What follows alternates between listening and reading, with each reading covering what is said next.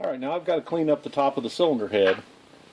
And the first thing I'm going to do is kind of lightly rinse anything out of the cylinder here. And you can see it running out the bottom. And I don't want to drive any dirt that may be in there from me taking the head off between the piston and the liner. So I'm just doing that very lightly. And now I'm going to take a paper towel and stuff it in here. And any dirt or gasket material that I get on here will come out with the paper towel. So I'm going to get that out of there and put in the old baking dish. I'd rather have this thing covered with cookies, but we don't got no cookies. I see one more hole I need to stuff. I can already see little bits of dirt and stuff in here. This is running downhill, which is good. I'm going to spray some cleaner up on the walls here towards the back and let it make a little river and run some of that stuff out of there. This is CRC brake clean.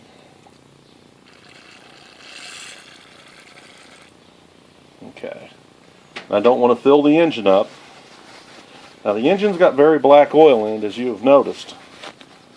And the oil was not changed that long ago. It's just got a lot of products of combustion in it from the head gasket leak. So I will change the oil shortly after I verify I have everything working here and solve my oil problem. So, got all my holes clogged up. Very important step. All of these are bolt holes. None of these are oil return holes. That's something important to look for. Remember when I pointed out the two small holes in the gaskets might be dowel pin holes. That's for aligning the head so it fits on there perfectly. I think we can clean this up now. We'll start with a soft brush. Here's the location of our leak. All that black carbon deposit. And this is a brass brush, so this would be the least aggressive thing I can put on here to clean it with. We don't want to machine away metal. I especially don't want any scratches that combustion pressure can chase and use to burn out another head gasket. So we want to keep this surface in as machined condition, as nice as possible. Stainless steel here, a little more aggressive. I'm not bearing down on it very hard. Just want to loosen up that stuff on the top. You got to pay attention to every place. We don't want to leave a lump of gasket around one of these dowel pins, especially this one, because the problem is the head's not in this engine design not really tight enough in this area. I'm also trying to be careful with the brake clean here. I don't want to get any on the camera lens. Brake clean can discolor plastics. And I don't know if the camera lens is glass or plastic, but I sure don't want to find out. You can run a razor blade across the surface holding the razor blade in the vertical position. And do a real nice job of cleaning without machining. This is a Scotch-Brite pad. This will remove metal. You want to be careful with these.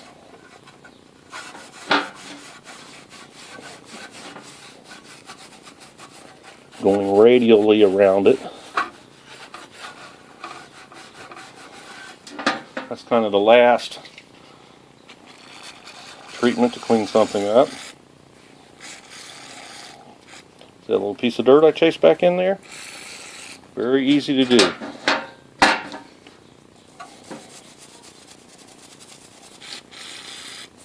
By the way, this is so much better than the junk you get from Harbor Freight. I mean, this is stiff. Harbor Freight brushes, they just look like a metal brush.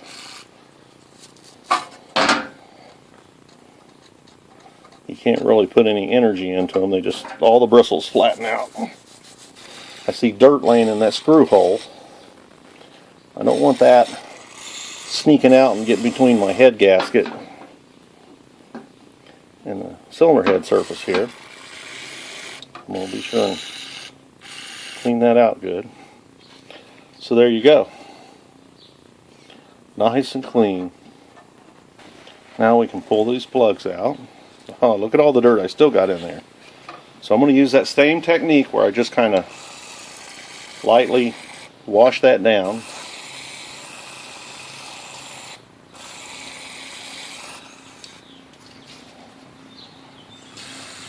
I'm not blasting at the intersection between the piston and the cylinder. I'm just letting it wash off there. Yeah, it's starting to feel clean in there now. Okay. Now I'm going to let all that brake clean dry out of there, and I will re-oil that cylinder before we close the engine up. Look how this looks dry like the desert. Brake clean is a really awesome cleaner. It doesn't leave any residue at all behind. Now let's look at something else here. This is a chromed cylinder liner, which is very nice. I cannot feel any edge there. Can see a little bit of polish, but this cylinder's in fantastic condition. Would love to slip the piston out of there and look at the rings, but I'm sure they're in just as good a shape, and it would take a lot of work to take the engine down that far. But it's really not necessary. We're just repairing a gasket failure, something that failed in an engine well before it was at the end of its service life.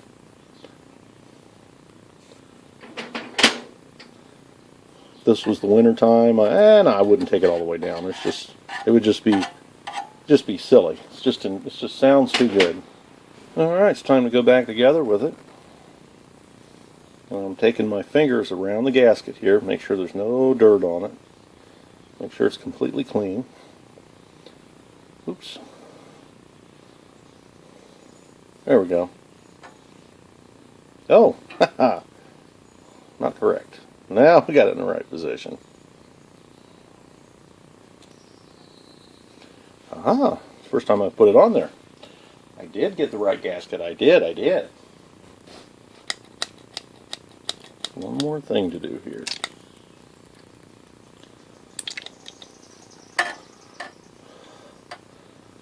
Trying not to get any oil on the gasket surface itself. But I do want to get some all the way around the inside of the cylinder there, since I would have cleaned it all off. Make sure this surface is clean.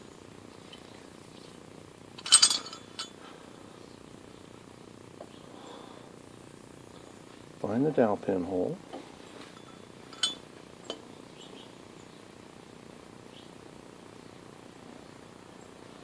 Guess I'm going to have to bend up here and look. There we go.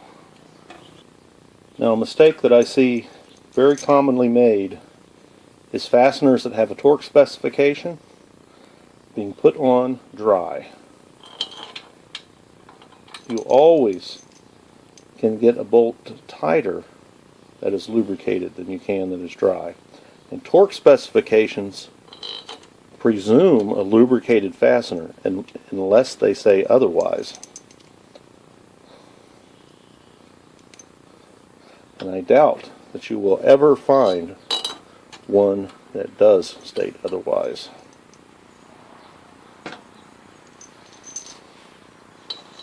Now there's a few tools I'm missing for this job. I don't have a torque wrench, so I'm going to have to use experience.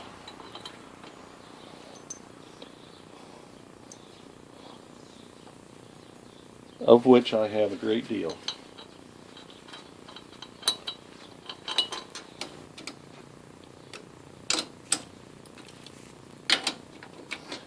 Go up to a hard snug on these.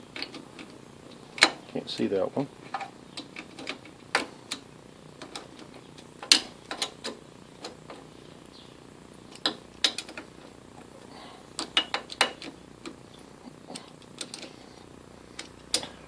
And I'm just going to go around here, make sure I haven't missed one.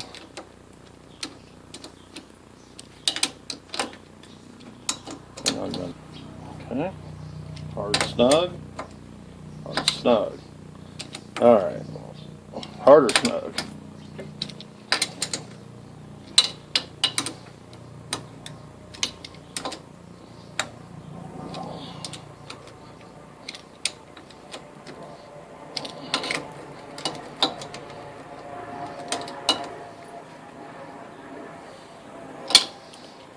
Alright, now I'm going to go down to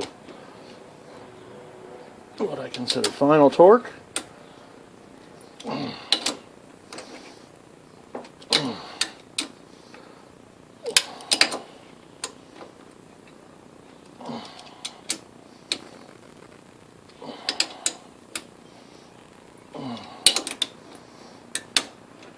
Oh, wrench slip. Ratchet head slip. Okay.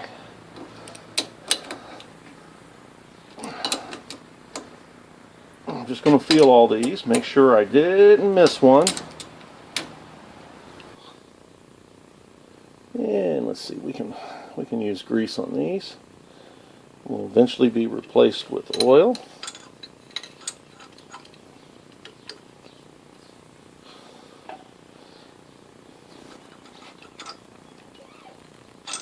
Oh yeah.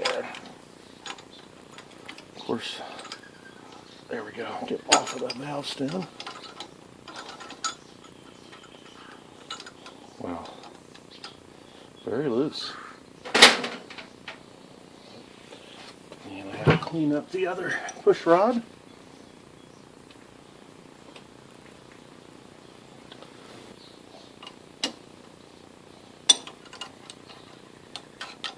There we go. It's very important to pay attention to details. Notice how loose these are. They shouldn't be that far out of adjustment. Holy cow. Well, I found these parts in the parts washing machine.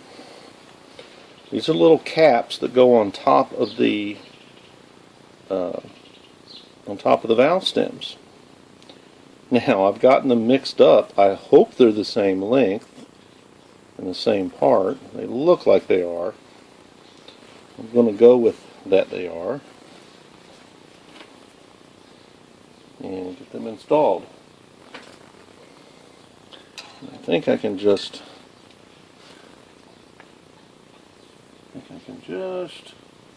push these valves down and sneak those things under there. Go ahead and, I don't know if it's on the camera or not, but get a little grease on them. Boy, it looks like the guy could sure pinch his fingers doing this operation. Maybe I can get in here with an Allen wrench. I don't think it's going to be as easy.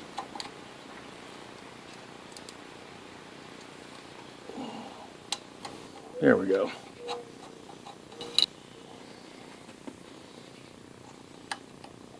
Yeah, that's how I expect those to feel. Alright, now I've got to locate my feeler gauges.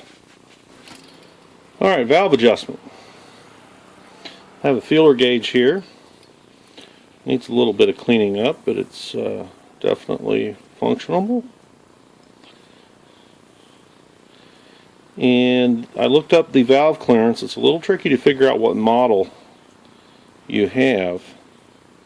7, 8, 6, here we go, 5. The exhaust, here's the exhaust size, exhaust valve. It's supposed to be 3 to 5 thousandths. Well, there's a little hex, or not hex, but a Torx screw in there, and it works as a jam nut. So I've taken this down snugly against the feeler gauge.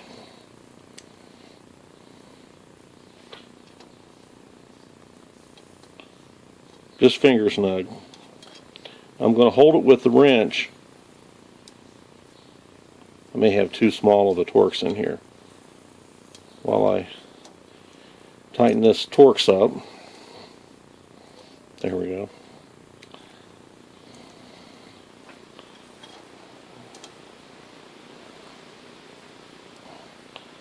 So that works as a jam nut.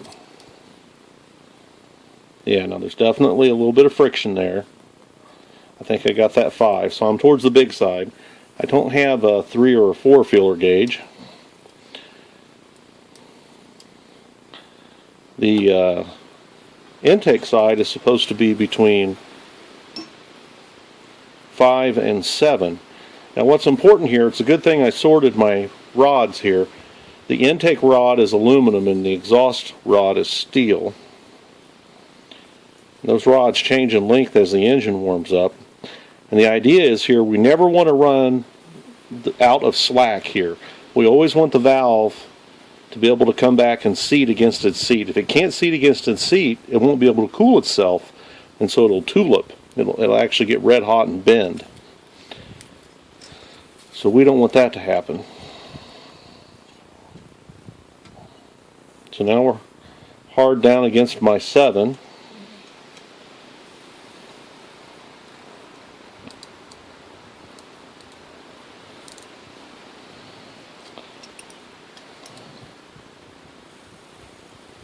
I think I might have that just a little loose.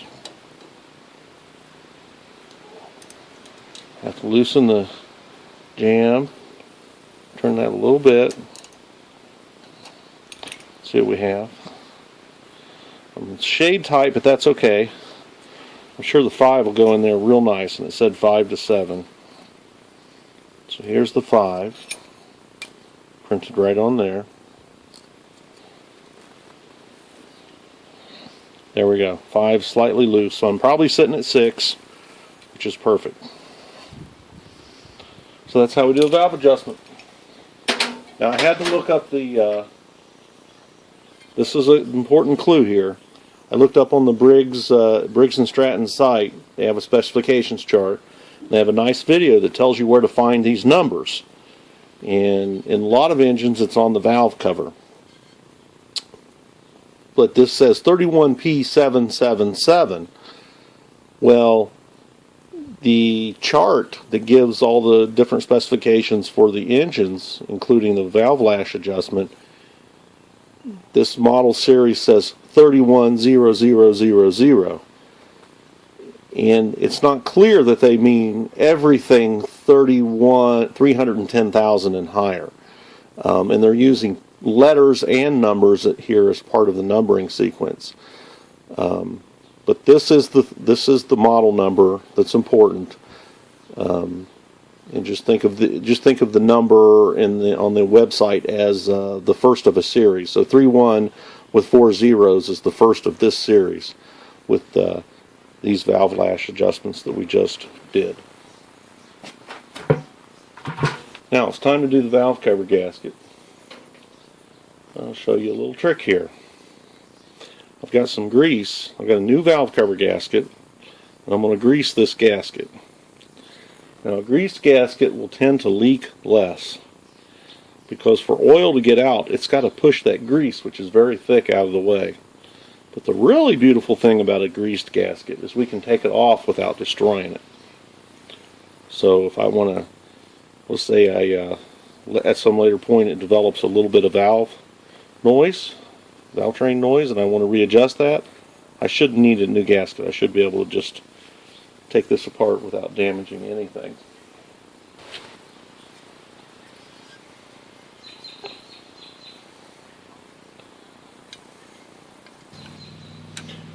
Now valve cover gaskets don't need to be super tight.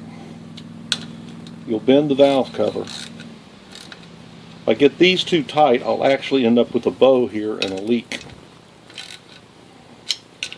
Valve cover gaskets just go to kind of a hard snug, and that's it. Nowhere near the yield strength of the bolt, not like a head bolt.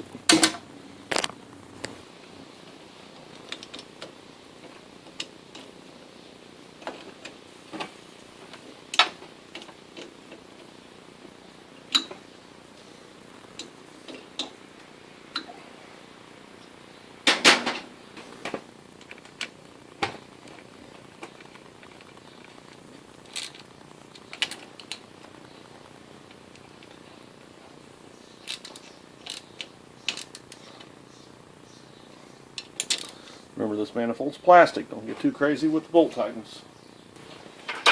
Next is the plug gap. We're obviously going to put a new spark plug in here, considering how nasty the other one was. Yeah, sure, I could have cleaned it. I can do a lot of things, but for a few dollars, I'm going to start with a new plug. My wife likes to cut the grass, and I want to keep her happy cutting the grass. That means a reliable lawnmower has value, utility to me. So it looks like virtually every Briggs is 30 thousandths. Of course, this is too loose. So I'm going to close this up a little bit. You don't have to hit these hard. That may have been too much. Ho ho, yes it was.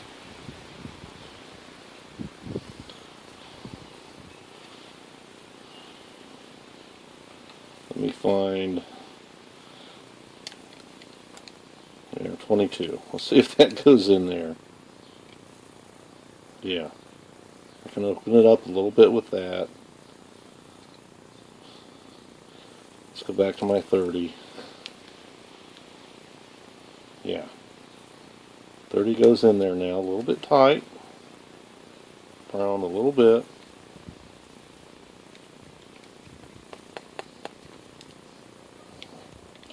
These are very soft, very easily bent. Okay, I have a 30 thousandths gap now. The tool goes in with some resistance. Now, most people have no idea how to properly install a spark plug. The first thing there, setting the gap, we've all probably done that before. What I'm about to do now, most people do not do.